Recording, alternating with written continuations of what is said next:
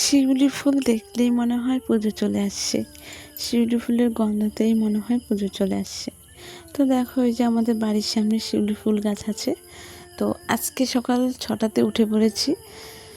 তো আজকে সকাল একদম 6টাতেই, কারেক্ট 6টাতেই আমার ঘুম ভেঙেছে। তো ঘুম ভেঙে দেখো চোখ মুখে কিন্তু এখনও প্রচণ্ড ঘুম আছে। তো ওই ঘুমে ঘুমে উঠে পড়লাম। আর ছেলে তো ঘুমাচ্ছে, ওকে এখন আর ডাকবো না। তো আমার মতো আমি উঠে এবার আমার বাকি কাজকর্মগুলো করে নিব, বাসি কাজকর্ম। তো হ্যালো এভরিওয়ান, গুড মর্নিং। কেমন আছো তোমরা সবাই? আশা করি সবাই ভালো আছো, আর আমরাও ভালো আছি। তো আমাদের মা ছেলের ছোট্ট সংসারে তোমাদেরকে সবাইকে জানাই ওয়েলকাম।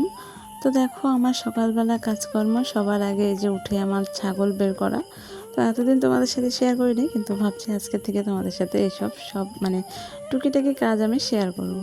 তো এই যে সবার আগে ছাগলটা বের করে নিলাম। আর এই যে এখানে রাস্তার মধ্যেই শিউলি ফুল পড়েছিল, তো আমি গাছটা একটু এসে করলাম, নড়ালাম যাতে ফুলগুলো পড়ে।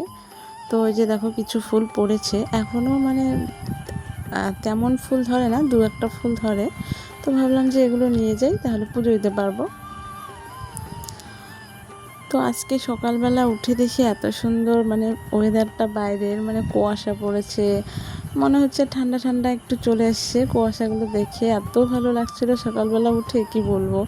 কিন্তু পরে আবার ওয়েদারটা একদম খারাপ ছিল, গরম, তারপর আবার বৃষ্টিও এসেছিলো। তো ফুলগুলো কোরানোর পরে দেখো একটা ফুল হয়েছিল, তো ওটাই আমি তোমাদের সাথে শেয়ার করলাম। তো এই যে চলে আসছি বাড়িতে। এবার বাড়িতে এসে আমার যে বাসি ঘর, ওটা এখনও ঝাড় দেওয়া হয়নি, তো আমি ঘরটা এবার ঝাড় দিয়ে নিলাম। তো সাথে বারান্দাও ঝাড় দিয়ে নিব। আর উঠানটা ঝাড় দেওয়া হয়ে গেছে, তো আমি আর ঝাড় দিব না।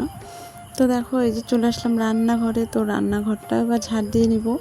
তো সব ঘর একদম ঝাড় টাড় দিয়ে পরিষ্কার করে তারপরে ধরো রান্না চাটা বানিয়ে খাবো। তো দেখো এবার চলে আসছি গ্যাস মুছতে। তো গ্যাসটা এবার মুছে নিলাম। আর আমার এখনও চা বানানো হয়নি, একদম স্নান করে তারপরে চা বানাবো। তো দেখো বন্ধুরা, চা বানিয়ে তারপরে তোমাদের সাথে চলে আসলাম। আর সকাল সকাল 1 কাপ গরম চা হলে আর কি চাই বলো। তো ওই যে দেখো আমার চা খাওয়া দাওয়া করে তারপরে দেখো আমি কিন্তু প্রথমে ডালটা বসিয়ে দিয়েছিলাম, যেহেতু ছেলের স্কুল আছে, পরীক্ষা হচ্ছে। তো এর জন্য ভাবলাম যে ডালটা আগে রান্না করি, নয়তো টাইম ডালটা সিদ্ধ হতে অনেকটা টাইম লাগে, যেহেতু আমার প্রেশার কুকার নেই। তার জন্য ভাবলাম যে ডালটা আগে বসিয়ে দিই। তো ডালটা হয়ে গেলে তারপরে একদম ভাতটা বানিয়ে নেব। তো দেখো ডালটা আমি নামিয়ে নিয়েছি, আর এদিকে আমার ভাতটা বসিয়ে দিয়ে চলে আসছি ঘরে। তো ঘরে এসে ভাবলাম যে বিছানাটা পরিষ্কার করে নিই, গুছিয়ে নেই। আর বিছানা গোছানো না থাকলে একদম ভালো লাগে না। আর আমার ঘরের অবস্থা একটু খারাপ, কারণ সব দিক দিয়ে জামা কাপড়গুলো এত জমে আছে, কি বলবো। এই যে দাদা ভাই এবং দিদি ভাই, যারা যারা আমার ভিডিও দেখছো, অবশ্যই কিন্তু একটা লাইক কমেন্ট করবে।